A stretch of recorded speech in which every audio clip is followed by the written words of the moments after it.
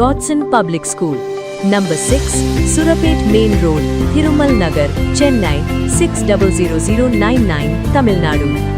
April மாத போர் நிறுத்தத்திற்கு பிறகு முதல் முறையாக இரு நாடுகளும் துப்பாக்கி சண்டையில் ஈடுபட்டதை தொடர்ந்து ஈரானும் இஸ்ரேலும் ஒன்றுக்கொன்று தாக்குதல் நடத்துவதை நிறுத்திவிட்டதாக அறிவித்துள்ளன.